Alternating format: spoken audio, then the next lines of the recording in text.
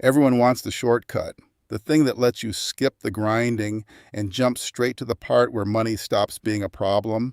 Most people who get famous, actors, athletes, musicians, they find the shortcut. They attach their name to something, a fragrance deal, a clothing line, a casino ad. They show up for the photo, they cash the check, and then the check stops coming. Ryan Reynolds found a different shortcut. He didn't endorse brands. He bought them. He didn't lend his name. He became the identity of the company itself. And then he sold that identity while keeping the fame that created it for hundreds of millions of dollars. This isn't a story about being a good actor. This is a story about a man who figured out that in the attention economy, personality is the most valuable asset on earth, and then treated it like one. Literally, here's how celebrity business usually works. You get famous, a brand notices, they offer you a check to stand next to their product and look happy. You say yes, you go home. You never think about that brand again. The brand gets your face for 6 months. You get a deposit. Everyone moves on. This is the celebrity endorsement model. It's been working the same way for about 100 years. The problem from the celebrity side is that you're renting your attention, not investing it. The moment your fame fades or the contract expires, the income stops. You haven't built anything. You've just borrowed against your own relevance. Most celebrities sell the ad space. Reynolds bought the building. That one decision is what separates everything that follows. In 2018, Ryan Reynolds acquired an ownership stake in Aviation American Gin, not an endorsement deal, not a brand ambassador role. Ownership, the difference is everything. With an endorsement, you get paid once when you sign. With ownership, you get paid every time the company gets paid, every bottle sold, every new market entered, every account won. But here's the part most people miss. Reynolds didn't just buy a stake and disappear. He took creative control. He became the face, the voice, and the entire content engine for the brand. And the ads were actually funny. People didn't share them because they loved gin. They shared them because they loved Ryan. Every view was free media, every share was free distribution, and every laugh built something quietly in the background. Trust in Ryan Reynolds as a person, not just a gin, the person. And in 2020, Diageo acquired Aviation American Gin for up to $610 million. Reynolds reportedly walked away with tens of millions. The exact figure is private, but the structure of that exit was a direct result of how aggressively he had grown the brand's cultural footprint in just 2 years. Now, here's where it gets smart. Ryan Reynolds doesn't make ads. He makes content that happens to also be an ad. There's a difference, and it's massive. An ad is something a brand pays to put in front of you. You feel the friction, you skip it, ignore it, or tolerate it until it ends. Content is something you choose to watch. You share it, you quote it, you send it to someone. No friction, you wanted it. Reynolds and his production company, Maximum Effort, got extremely good at blurring that line. The Aviation Gin spots, the Mint mobile campaigns, a Peloton response ad they shot in 48 hours, turning someone else's PR disaster into millions of free impressions for Aviation Gin. Watch what happens next. For a small production budget, Maximum Effort was generating coverage that would cost tens of millions to buy through traditional media. The content spreads, the brand grows, the exit gets bigger, and because Reynolds himself was the connective tissue across every brand, same face, same dry humor, same self-aware voice, each piece of content reinforced his personal equity at the same time. Every viral ad made the brand more valuable. Every viral ad also made Ryan Reynolds more famous. Both things simultaneously. In 2019, Reynolds acquired a significant ownership stake in Mint Mobile, a budget wireless carrier targeting people tired of paying full-price carrier bills. Same playbook, different industry. But here's the weird part. The creative strategy was even sharper this time. Mint Mobile was genuinely a cheap option, low cost, no frills, and instead of hiding that, Reynolds leaned into it completely. The ads looked deliberately low budget, rough around the edges, slightly absurd, because the joke was always, this is a cheap plan and we know it and we're not pretending otherwise. A budget phone company shouldn't have had better marketing than billion-dollar telecom giants, but it did. And people trusted it because it felt honest. It felt honest because the person selling it was someone who'd spent years being publicly self-deprecating about his own career.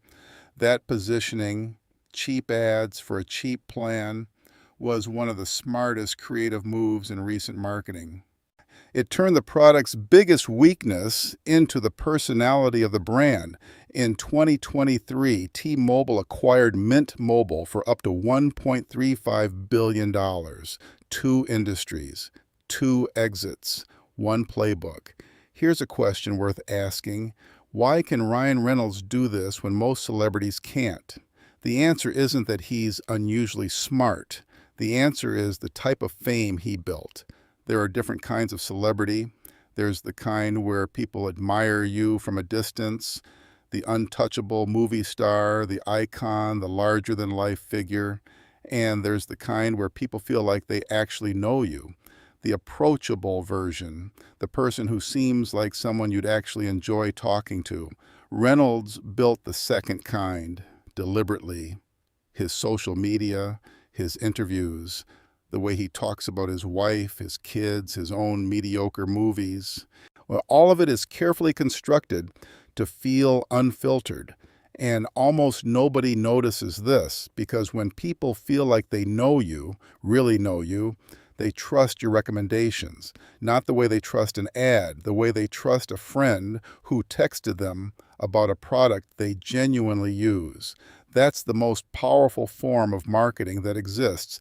It's the thing every brand in the world is desperately trying to manufacture through influencer deals and authentic-seeming content. Reynolds basically is that influence, organically, at scale. When he said he drinks Aviation Gin, enough people believed him to move bottles.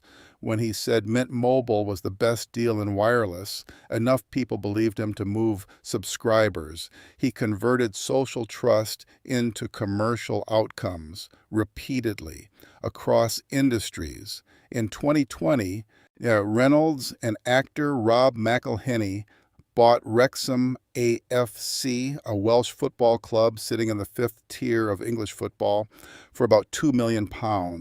This is the move that reveals the whole system. Most people buy sports teams for status.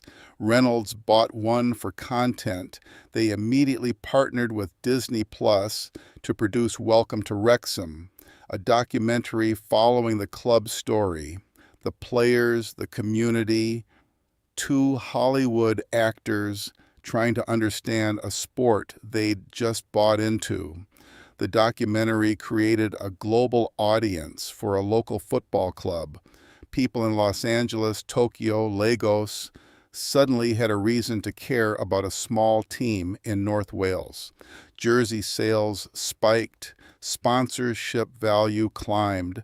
The stadium started selling out. Here's where it flips. Reynolds didn't just buy a football club, he bought a story. And then he built a media product around the story. The media product grew the value of the club. The growing club created more story for the media product. It feeds itself. That's the flywheel. And Ryan is the engine. Maximum effort is Reynolds's production company, and it's the part of this story most people completely overlook. Most celebrity production companies are vanity projects, development deals, maybe a movie the celebrity wanted to make. Maximum Effort is different. It operates like a fast-moving creative agency. It specializes in what Reynolds calls fast vertising, rapid content built to capture cultural moments before they pass. The Peloton example is the clearest proof. Peloton's 2019 Christmas ad was mocked online. A husband gifts his already fit wife a Peloton bike. Critics called it tone deaf. See, now the clip went viral for exactly the wrong reasons. Within 72 hours, Maximum Effort had cast the same actress from the Peloton ad in an Aviation Gin spot, playing the character drinking gin after escaping an implied bad marriage. No names mentioned, just the implication. Funny, self-aware, deliberately timed, millions of earned impressions from a crisis they had nothing to do with. But here's the weird part. That wasn't luck. That requires creative infrastructure, fast decision-making, a brand identity clear enough that the entire team knows instantly what's on brand and what isn't. Maximum Effort is how Reynolds industrializes the personality as product model. It's not just him being charming, it's a system. Headlines say 500 million, some say more. The real number is still life-changing, around $350 million. Here's why the headlines inflate it. Both deals, Aviation and Mint, had earn-out structures. The headline numbers were maximum possible payouts based on future performance, contingent on milestones. Reynolds' actual ownership stakes were significant, but not 100%. Other investors, co-founders, early backers, they held equity too.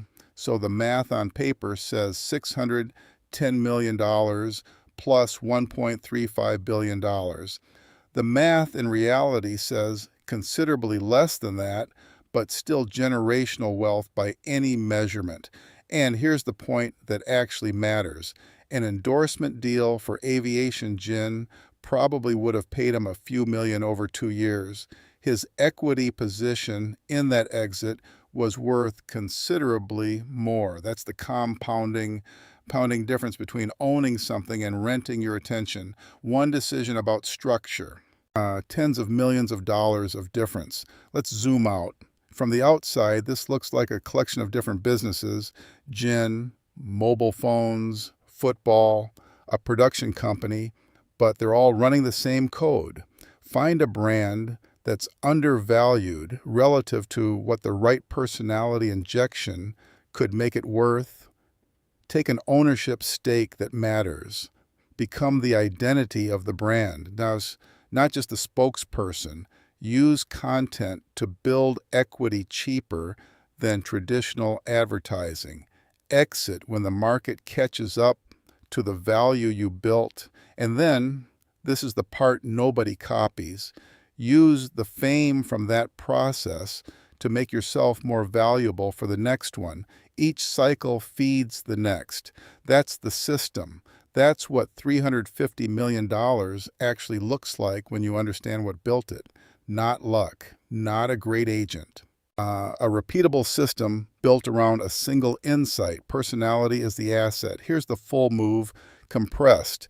Reynolds built a specific type of fame, approachable, trusted, like a smart friend who's in on the joke.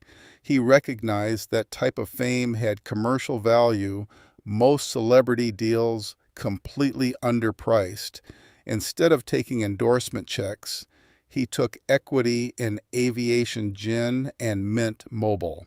He took creative control and used Maximum Effort as the content engine. He made ads that felt like entertainment, shareable, funny, culturally aware. The content spread for free, compressing the cost of building both brands. He grew both companies and sold them to large acquirers. The exits dwarfed anything an endorsement would have generated. He applied the same model to Wrexham, buying a small club, wrapping it in a media product, building a global audience out of nothing. Maximum effort industrialized the process into a repeatable system. Result, approximately $350 million, and a business model other celebrities are still trying to understand and still trying to copy. Most celebrities sell the ad space. Reynolds bought the building. That's the whole story, really. He looked at the same attention everyone else was renting out and decided to own something with it instead, every time, across every industry he entered. Ryan Reynolds didn't just monetize fame, he escaped the normal celebrity business model entirely. And that may be the real win. If you want more breakdowns of how modern empires actually get built, subscribe, because there are a lot more of them.